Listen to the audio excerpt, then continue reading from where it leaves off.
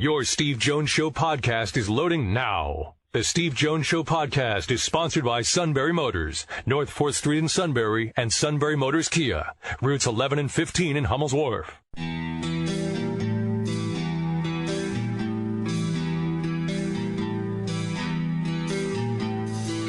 Sports talk where your voice counts. This is the Steve Jones Show on News Radio 1070 WKOK. Now from the Sunbury Motors Studio, here's Steve Jones. Great to have you with us. Today's show brought to you by our good friends at Sunbury Motors, 4th Street in Sunbury. Sunbury Motors Kia, routes 11 and 15, and Hummel's Wharf. Tomorrow, Bill Bender will be on the show. Rich Scarcella on the show. Ken Pomeroy on the show. Coming up on Friday, Frank Bodani and NFL wildcard picks.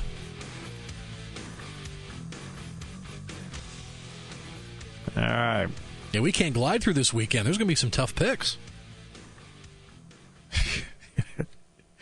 Yeah, just run them out to me. I'll make a pick. Sure. Okay. Time now for our play-by-play call of the day. Alex Ovechkin, always a fan favorite. Now to the right side, Ovechkin. Right circle, a shot, he scores! Ovechkin does it again! Overtime winner from the right circle! Good morning, good afternoon, and good night, Carolina! Obviously, the Capitals radio network with the call as they beat the Carolina Hurricanes last night. It's Alex Ovechkin won it in overtime. All right. 24/7 Sports. Been great to get him on as a regular on the show, and that's Andrew Callahan. Andrew, Happy New Year. Great to have you with us. Thank you, Steve. Happy New Year. Happy New Year to you.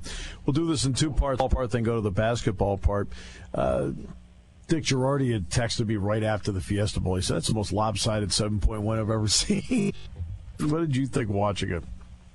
You know, this is something I wrote about actually yesterday, Steve, and it's less from an analytical perspective, but I think if you're looking at the end of this season and everything that means, the farewell to Saquon Barkley, the senior class, and also what might come next, this packaged everything that you would want to see, right? I mean, you had the long Barkley run. Trace McSorley was sharp and poised as he's been the last two seasons.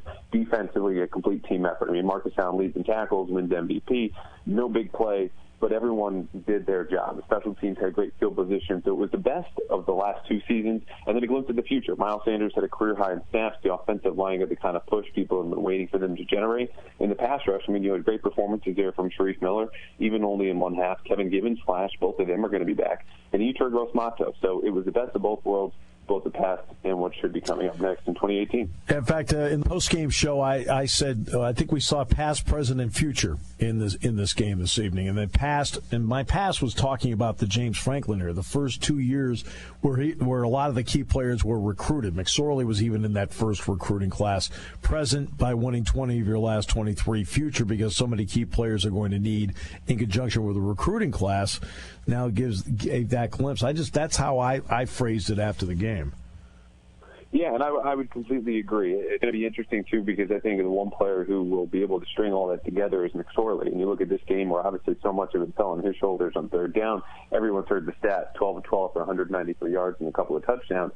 He has been their past, he's been their present, and he will be their future. So how much is he able to carry that moving forward? I mean, he's going to have not a totally new cast of characters. They report place more on defense than they will on offense. But, you know, Miles Sanders in that offensive line should do well, but that's something that's different than you said in past years when Saquon Barkley was coming back and you said they will do well. So he'll be a really interesting character and perhaps on the fringe of the Heisman race next year. All right, now moving forward with this, positionally, they played a lot of people this year, a lot of people. That's why I look at the secondary, for example, all senior starters, yet I'm not really all that. You know, I mean, you're going to lose some key guys that you really like, but they're going to be replaced by guys that played a lot. But what positionally are you going to be looking at that you think, hey, okay, that's going to bear a lot of watching because? The middle and take your pick, right? I mean, the defensive tackle, Steve, they have to replace more than 1,000 snaps played by Parker Cawthorn, Curtis Cawthorn, and Tyrell Chavis, who is one of the more underrated defenders in my mind for the entirety of the season. linebacker took a real spotlight at the beginning of the week leading into the Fiesta Bowl because Manny Bowen is no longer with the program. He was the most logical player to slide into that linebacker position. So is it going to be Michael Parsons as a true freshman? Perhaps, perhaps not. Either way, you have to replace both safeties. Nick Scott and Aaron Monroe had a handful of snaps. Nick Scott about 25%, Aaron Monroe a little bit less this season. But Nick Scott stepped in for 3 snaps in the Fiesta Bowl and was promptly pulled on that third drive because he was right there at the center of that double pass that allowed Washington to get his first touchdown and had the roughing the passer call, which wrongfully went to Shane Simmons. So, you're not going to base a guy's career upcoming season on those 3 plays. But to me, that speaks volumes about the difference right now between what you had Marcus Allen and Trey Apke and what you could have right now in Nick Scott and Aaron Monroe. All right. Something interesting to look at as well. Wide receiver part. Obviously, you lose the all-time leading receiver statistically in Deshaun Hamilton, who had a fabulous bowl game. You lose Mike Gesicki at the H-back spot as well, and Saeed Blacknall. What are you looking for there? I think Hamilton is going to be the most difficult to replace, but I think you could almost do it by committee. He, of course, was in that slot position the last 2 seasons in this new offense. Joe Moorhead installed and will be continued by Ricky Ronnie. Brandon Polk could fill that role, KJ Hamler. Otherwise, I think they're going to be okay. I mean, DeAndre Tompkins has played well. He always has that one deep ball, which you even saw in the first half of the Fiesta Bowl. Justin Shorter, 5-star. He's their highest-rated offensive recruit and was their highest-rated recruit, period, until Parsons came back on board. So he's someone I expect to enter the 2 deep. And, Blacknall had been splitting snaps with Tompkins. I'd always been a proponent of just starting Tompkins outright. It's not to discredit Blacknall's ability by any means. We all saw what he did in the Big Ten championship game a couple of years ago, but Tompkins was more consistent. So with him back, Juwan Johnson, and as I said, Justin Shorter stepping in, and a couple of the slot guys, I think they'll be just fine. All right. You mentioned Ricky Ronnie during that answer, Andrew. What were your thoughts? This is now the second game, and, because he filled in the Tax Slayer Bowl. What did you think of the game he called? I thought it was great. I mean, the results to a degree speak for themselves. They set a bowl program record, 545 total yards, and then, the first 5 drives, he gets 4 touchdowns. The other one, of course, is the overthrow interception, which was more of a sparkling defensive play than anything else. So from Ronnie's perspective, there was a lot of creativity. The 10 2-quarterback package snaps that they had were a season high for a single game.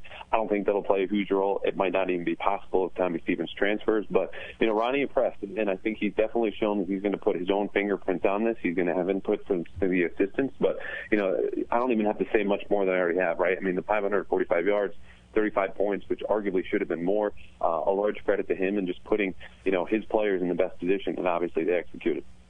All right, let's get to basketball. What were your thoughts on watching the return to Big Ten play last night? Both were Penn State opened a little bit of an advantage and then could not hold it.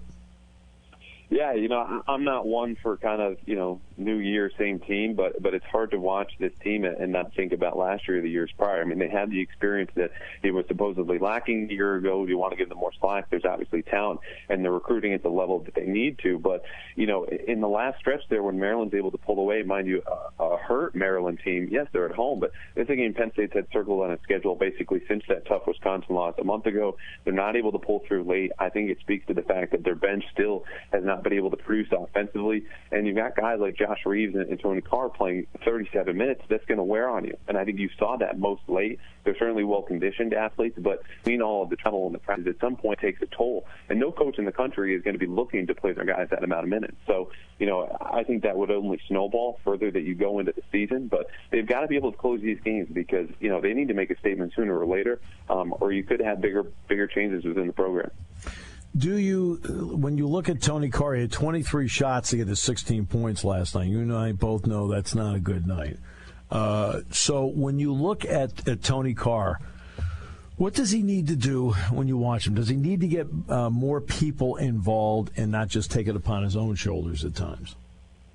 Well, it's funny because I had a long profile on Tony, and he and I sat down. I spoke with a variety of people in his life about, him taking that next step for any player, freshman or sophomore, is a big leap to make. But him in particular, what he needs to do. And the bottom line of the profile was that he's such a naturally laid-back player in person that he needed to assert himself, and he knew that, almost kind of go against the grain of his personality. I think you've seen him do that, and I think last night was more of an outlier because he's having an outstanding season. But it's just, reading the flow of the game and knowing how to, put the pedal to the metal at times or sit back as he does and really kind of control things and slow things down and work, his size to his advantage, his vision, and things like that. So, it's a really tricky balance to have, and I think it's more difficult when you're not able to trust certain teammates on certain nights, which isn't to say that there's, lack of chemistry. But when you have a lack of production from the bench as they've had, and it's on your shoulders for extra minutes, I think it makes it harder to have that balance, and then also think that I'm willing to give up that shot because ultimately, outside of himself, you might have only had 3 or 4 teammates producing on a given night. How big do you think Friday night's game is for this group? I think it's huge. I mean, Sandy Barber, we get to chat with her a little bit out in Arizona about, hoops, and she said, listen, it's the same message I've had all along. We're going to judge this team's success and coaching staff based on Big Ten play. You start 0-2 in 2 games that, Northwestern's a good team, but, Maryland's a game you want to win.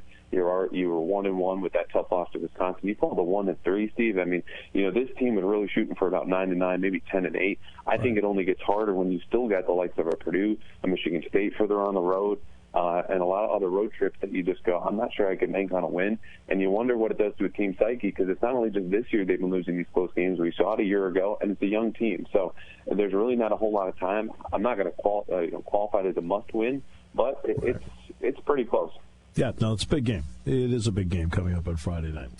Hey, well, Andrew, it's always a pleasure. Thanks so much for your time. Appreciate it very much. I appreciate it, Steve. We'll see you Friday. From Learfield, this is Penn State Nittany Lion football. Walking deep far side, he goes to Hamilton. Inside the 10, cuts to the 5. Touchdown, Penn State. Going to be Barkley. 10, 15, far side 20, 25, 30, to the 40, 50. Goodbye, he is gone. Saquon Barkley, 92 yards. Pressure hit at the 5 by Givens, and down he goes at the 5-yard line. Delivers near corner. Hamilton reaches up in the end zone. He's got it. Touchdown, Penn State. And the Nittany Lions answer right back. Barkley hurdles for a first down inside the 25-yard line. Now that is a first down with style. The Nittany Lion football team, Fiesta Bowl champions, as they beat Washington 35-28. The Penn State Nittany Lions, Fiesta Bowl champions. When you think sports, think News Radio 1070, WKOK.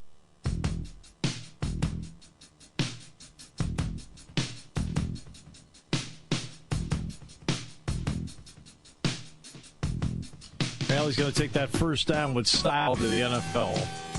To see who he signed with Jay-Z. Not too shabby, pretty good. Now, it's his agency, and he has a lot of experts. I think the person he is signed with within Rock Nation also handles Des Bryant's contracts and a couple of others.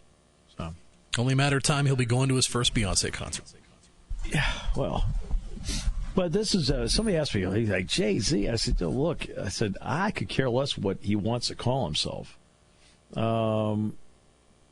The guy is a financial whiz who's parlayed his money into more money, has created this agency, understands the value of performers, which athletes are. They're performers. And, you want to be with somebody who is a success. I mean, do you want your agent to be driving a Porsche or a Yugo? So I could care, I think there are a lot of really good choices to make with agents these days, some really good ones out there. It turns out that Jay-Z's group, Rock Nation, is one of the better ones. I haven't heard Yugo in a while. And yeah, right about the time when they got into when Jay-Z decided to get into the sports marketing business, opened up his 40-40 club in New York. So, yeah, a lot of his whining and dining with the sports greats, they end up there. Yeah. So, so we're going to have Ken Pomeroy on the show tomorrow. You want to know what his background is? Listen to his background. I'd say, what, business finance maybe? No. Undergrad from Virginia Tech. Graduate degree in atmospheric science from Wyoming. Ooh. All right. He worked as a meteorologist for the U.S. government. He finally quit that job to focus full-time on his website He previously worked with the Houston Rockets and had teamed up with Daryl Morey, who, of course, is well known for using advanced analytics. His nickname is Dr. Popo. But you know what? As you know, I think analytics, and I've talked about this many times, I am absolutely all for analytics, but I'm not going to dive into every analytic. I think it's like any stat that you have. It depends on the relevancy of the stat. So in other words, if you're playing Wisconsin, one of the first things I want to know when you're playing Wisconsin is I want to know what happen to be their possessions per game. That's one of the first things I want to know. And that's something I really, it's one thing for me to sit there in the past and judge, for example, hey, look, they try to grind it down, they grind the shot clock down. When you see it statistically done, Wisconsin's about a 65, 66 per game possession team. Penn State's about 74, 75. So when you see the number of possessions in a game, that tells you that when you're looking at it, you can just look at any point, 10-minute mark, halftime, whatever. You can then get a gauge as to which team is dictating the pace, either visually or statistically. Now, that's useful stat. When I look at Michigan, for example, not so much possessions per game with Michigan, but what's the percentage of points they get from threes as opposed to twos? Okay. Again, he keeps things like that, adjusted tempo, adjusted efficiency, things like that. So you can tell a story about a team before they walk out onto a floor based on what he does. And it all depends on what you want to use. For example, if I have a leadoff hitter, now look, analytics go back to almost the beginning of sports. As soon as somebody said back in whatever year, hey, let's do batting average. How many hits did he get per how many at-bats? That's an analytic. That's an analytic. So that's how far back the use of stats and analytics goes. I mean, Doug Collins, Doug's not a big analytics guy. It's not. But he says, but we've always had analytics. He says, how many points per game do you get? What's your shooting percentage? Those are all stats, are all analytics. And Doug's right when he talks about that stuff. But Ken Pomeroy is one of those guys that takes it, just like Bill James and Sabermetrics, takes it all the way through. Now, again, it's how you use it. That's the important part. How do you use it? What do you perceive to be relevant to the situation you're looking into? It's like anything. Part of it's got to be some gut feeling. Part of it's got to be some stats to back up what you're thinking. Maybe you change your mind based on a couple of things you see. That's fine. But at least, I've always been the more the merrier. Now, I'm not a big believer in wins above replacement because I'll be frank with you. I mean, can anybody explain to me what the heck that means? Let's see. If I have Mike Trout and Mike Trout gets hurt, will the guy that replaces him be better? Probably not. I don't need wins above replacement to know. That's why that big one a few years ago, Mike Trout, WAR numbers, wins above replacement, were better than Miguel Cabrera's. And Cabrera won the Triple Crown. That's why sabermetricians were touting that Trout should be the MVP. Look at his WAR numbers. And I sat back and said, versus the traditional baseball. And I said, well, this guy led in home runs, RBIs, and average. He won the Triple Crown, and his team made the playoffs. If you take Cabrera away, Will the Tigers make the playoffs? My gut says no. Okay. Mike Trout, same year. Angels finished under 500. If you take Mike Trout away, will they still finish under 500? Yes. So I'll go with the guy on the winning team because they got into the playoffs because if they didn't have him, they wouldn't make it. The Angels still would have been under 500 without Mike Trout. So I'm really not that wrapped up in certain stats. But they tell a story, and I like the fact they do tell a story.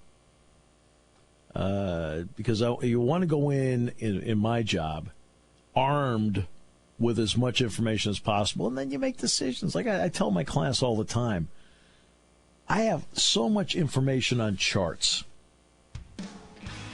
And my guess is that I use 1 to 2% of it every game, but the 1 to 2% changes every game. And I would venture to say that most of the 1 to 2% I use during a broadcast, most of that is probably used in the pregame show. Once the game gets going, you're doing the game. I don't try to force. Maybe early in my career, I forced in stats to make, you're trying to impress people, all right? I mean, that. Well, now at this stage of my career, I try to, if it fits the moment, I talk about it. If not, I just go to the next play. And that's experience. And I got a lot of that now.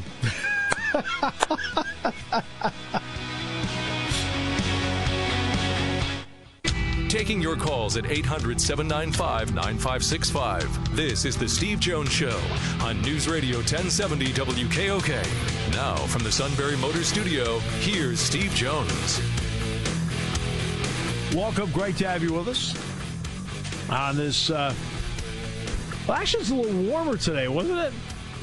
Didn't we make it up into the 20s or something like that? Actually, a little warmer today. We did. The sun felt really good for a change. Hey, suit's out there right now, bare-chested as we speak. Then we go back to the icebox Friday and Saturday. Well, based on seeing the suit out there bare-chested, I'm actually for that. Okay. Not funny. All right. There was a really interesting nugget in Ivan Mazel's column that he wrote for ESPN.com. You know how highly I think of Ivan Mazel. I've run into him a number of times over the years.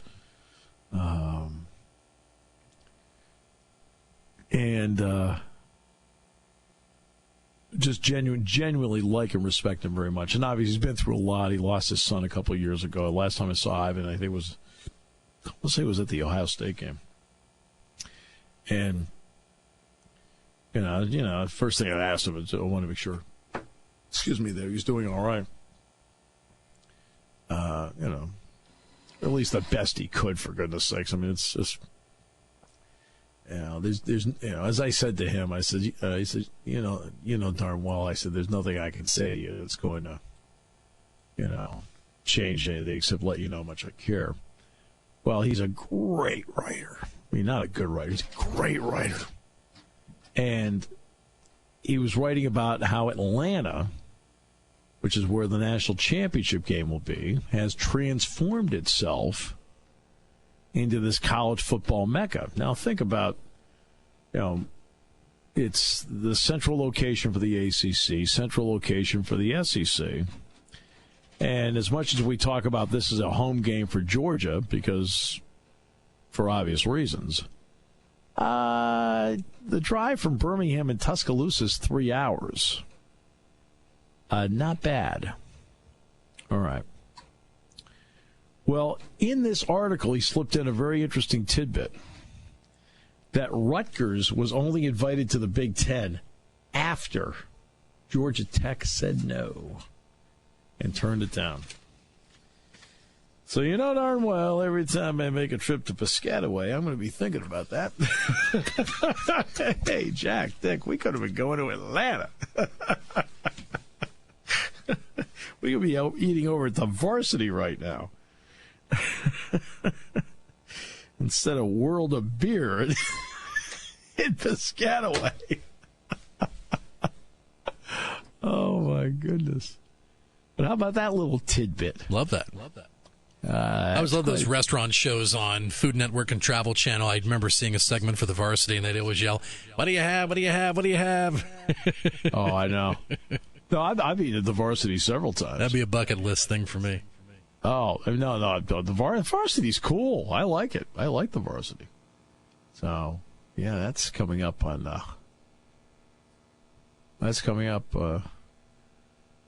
Monday night. Not Atlanta. For the most part, Atlanta's a great city. For the most part, I mean, not every city. I mean, you've got issues anywhere, for goodness sakes. I mean, the Braves moved up to Cobb County, for goodness sakes. But Georgia State took over Turner Field. And this new dome, I mean, I did a basketball game in the old Georgia Dome, and I've done some work at Phillips Arena before, so I've done that. But never seen the Mercedes-Benz Dome. I'm trying to think the last time I was in Atlanta. They hadn't started building it yet. I think I probably did a basketball game down at Georgia Tech or something like that in the ACC Challenge. Probably the last time I've been down there. I've never done a football game down there. But great city. I've always enjoyed it. And they have the College Hall of Fame down there now. But he slipped that little tidbit in about Georgia Tech. And we'd always heard rumors that Georgia Tech was being looked at and so forth.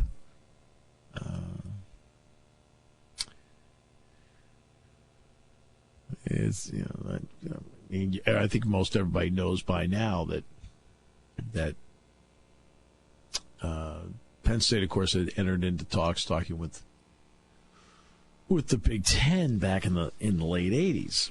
And it progressed to the point where they finally got the invite. And Gene Corrigan, who was the head of the ACC at the time, had contacted Jim Tarman. Jim's viewing is going to be tomorrow, and his funeral is going to be Friday. Saying, geez, we wish we'd known. He said, believe me. He said, we'd invited you in a heartbeat. That probably is not what some Penn State fans want to hear. But that is, yeah, that was an interesting time. And, the vote was 7-3 to get in and so forth into the Big Ten. We all know that story as well. But, yeah. I'll give you. Jim Tarman told the best Beano Cook stories. Now, I think I've told you this story before, Sean, but I'll tell it again. Beano is with Jim, and I think for ABC, the two of them were doing a game together as co-analysts at Navy Marine Corps Stadium in Annapolis. And there's an area where they have up all the great naval battles. And Beano looks over at Jim and he says, check this out, Jim. Look at it. Iwo Jima, Guadalcanal, Okinawa. What a schedule. And all on the road. Beano could. And Jim could tell the story beautifully. He was the best at storytelling. Jim's one of the great storytellers I was ever around. A great storyteller. And as I said on the broadcast last night, I said I probably learned more about how athletics really works from him than anybody else, including Joe. Now, obviously, times have changed. I mean, that's why when I talk to Sandy Barber, Phil Eston, I learn more all the time, but still. I also think it's very important for us to always remember our roots. How did we get here? I mean, our radio network is what it is today because of what Jim and Fran did together. Yeah, Roger and I were exchanging messages last night, and it's true. I mean, he was using the words founding forefather. I mean, that's not taking it lightly. I mean, he truly was. I mean, he set the benchmark and I probably couldn't even venture a guess all the miles that he and Joe and Fran racked up just going across the state, pushing the radio network during its infancy. I mean, it was their way of getting, let's get as many stations on board. We need to build this thing. And then, of course, Jim used to go down. I mean, Jim used to go down to the Utah house in Potter's Mills, and that's where we would have the media get-together the night before with Rip Engel or then Joe down at the Utah house. That's where they'd go. Because, in the late 50s and the early 60s, there weren't a lot of options in State College. Yeah, the Tavern existed at that time. So you had the Tavern, and then you had the Utah house out in Potter's Mills, and then the Lion Inn. That was really kind of the options you had in the State College area at the time. But Jim went around and did that. He did the publicity campaign for Richie Lucas in 1959. Riverboat Richie. Rathskeller train station wouldn't qualify as. No case studies at the Skeller. No. Okay. But he did the Riverboat Richie, and he ended up finishing second to Billy Cannon in the Heisman Trophy. And he was in St. Louis at Lambert Airport, and he told me this story about, they went to Lambert, they were on their way west. And he got some cards and a hat, and he put it on Richie. And Richie showing the cards, and it was the Riverboat Richie campaign. He ended up finishing second in the Heisman to Billy Cannon. In fact, Richie won the Maxwell. And, so from there, winning football made it even better. And not only that, he got on the radio network with Fran. Let's face it, in the 70s, more and more former players were making their way onto radio networks, and Penn State had Fran and Jim, who co-hosted TV Quarterbacks together, who worked on the radio together into the early 80s. And then when Jim became the athletic director full-time in 1982, we had to give up the radio part and as well as TV Quarterbacks. And then he helped guide Penn State into the Big Ten once that decision was made. He was critical in putting together the deal that allowed Penn State to go to the Fiesta Bowl to play Miami. Bruce Skinner, John Junker, Sam Jankovic of Miami, Jim Tarman, Joe Paterno, Jimmy Johnson. They all got together and did this, got the game moved to January 2nd, and they got a rating that is never going to be, it'll never be beaten.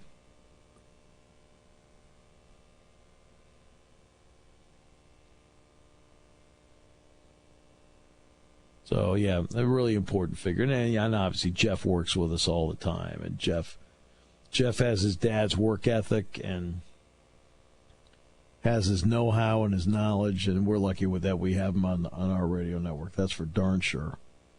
And, of course, Jim, he's not Jim Jr., he's actually Jim II, who's a really successful lawyer, really successful attorney, and Jim's wife, Liz. Talk about Jim II's wife, Liz. Jeff has a daughter, Emily, the only grandchild. And Jim's wife, Louise. I saw Louise 3 weeks ago. And Louise looks as good as ever. But still a tough time for them. So, as much as, unfortunately, part of this is a relief. I know I've lived through it myself. So I know how he's feeling. All right. Some people are not enamored with Alabama, Georgia, but they won their way in. UCF is going to raise a national championship banner. I guess the suit's going down for that. He loves when the quote little guy wins. Yeah, you picked him in the bull picks and helped put him over the top for the fourth straight year.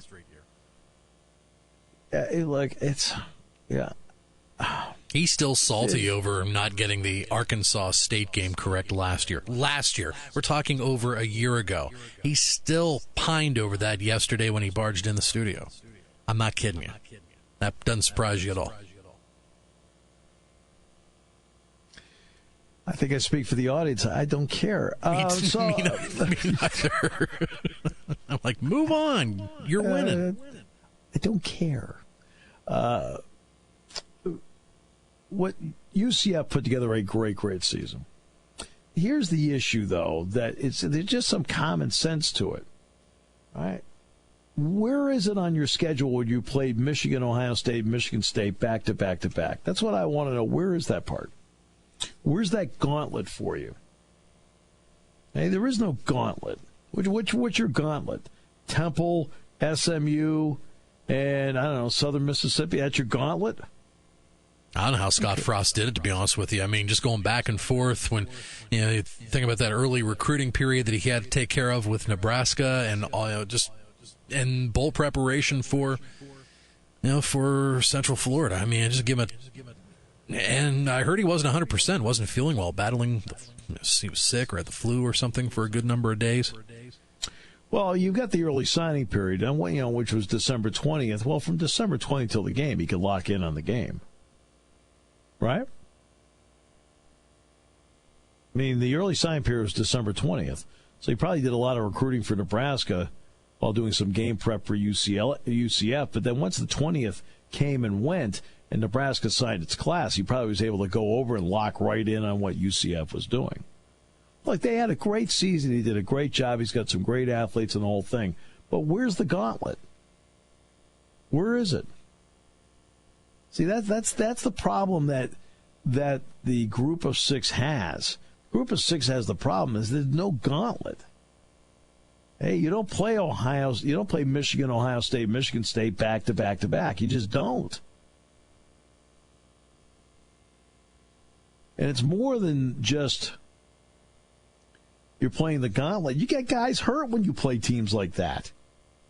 Big physical games like that, where all of a sudden your depth comes into play and so forth. And that's I completely salute a 13-0 season, but there's no way on the planet I would rate that team ahead of Penn State. No way.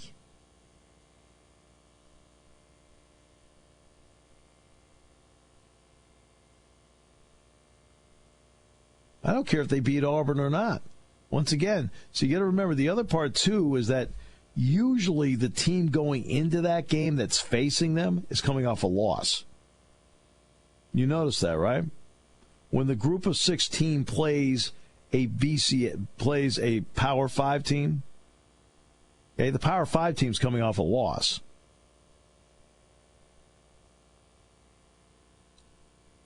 So Auburn had everything on the table 3 weeks ago against Georgia, lost, didn't play well. Now they got to regroup and play this game. I mean, believe me, so the emotions play. Wisconsin threw everything it had into playing Penn State last year. Everything. Had a lead, the whole deal. Penn State came back. Penn State won the Big Ten title. All right? Well, Wisconsin now has to come back, regroup from that. A little bit more physical game. It's not like playing, it's not like they play in the conference down there where it's like a video game. And, and so they played Western Michigan last year. Western Michigan's coming off a title, momentum, the whole thing. They feel great. This is their chance, their opportunity. Wisconsin won the game last year. Didn't play its best game, but won. Now, these teams are very good. Western Michigan's very good last year. Central Florida, really good this year. Houston, a few years ago, they beat Florida State, really good. But you got to remember, I believe every time they played this game, I think all four of them have been, really good Group of Six team coming in flying high and not losing versus playing a Power 5 team that is coming off a loss. That's how you ended up there. Florida State, coming off a loss. Okay? Wisconsin, coming off a loss. Auburn, coming off a loss. I mean, it's just...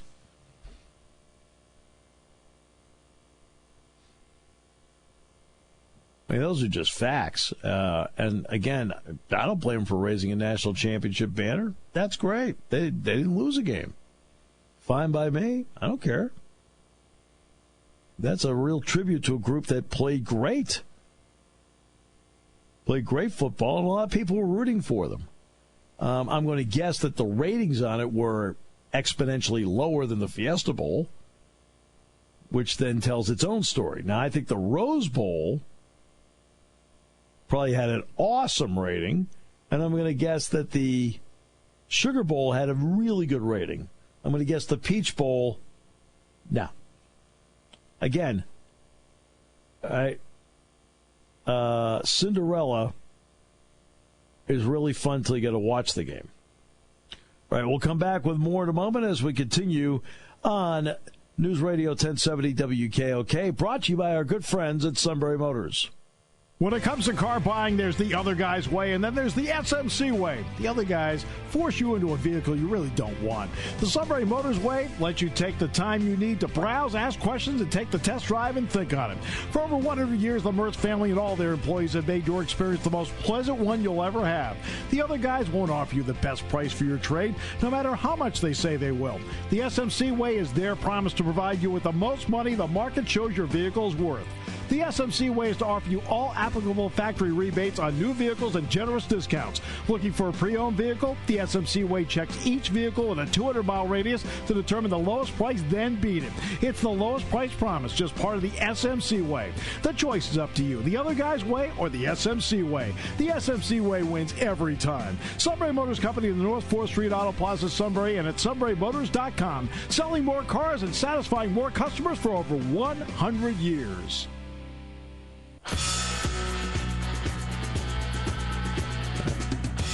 Yep, too many bowl games. Yep. Except here's the problem. Not one of them had under 1 million viewers. The Camellia Bowl was the lowest, 1.19 million viewers. A 0.7 rating. Marshall, Colorado State, 0.8. Louisiana Tech, SMU, 1.25 million viewers. Troy, North Texas, 1.32. Florida Atlantic, Akron, 1.4 million viewers. Then everything else goes up above a 1 rating. Temple, FIU, 1.6 million. Michigan State, Washington State in the Holiday Bowl was 1.7 million. App State, Toledo, 1.8 million. Over 2 million viewers for Navy, Virginia. 2.1 million viewers, Fresno State, Houston. Purdue at 2.2 million viewers, went over Arizona. 2.2 Utah and West Virginia. Florida State, 2.2 million viewers. Let's see. And North Carolina A&T and Grambling in the Celebration Bowl at 1.6 million viewers. Or excuse me, a 1.6 rating, 2.4 million viewers. Okay, all the way up to Wisconsin and Miami, 11.7. Penn State, Washington, 10.2 million viewers. Ohio State, USC, 9.46 million viewers. By the way, the Peach Bowl was behind. The Peach Bowl was the lowest rated New Year's Six game. Like I said, Cinderella is adorable until you actually have to sit there and watch the team play. You're listening to News Radio 1070 WKOK Sunbury. You can hear us anywhere in the world with the Sunbury Broadcasting Corporation app.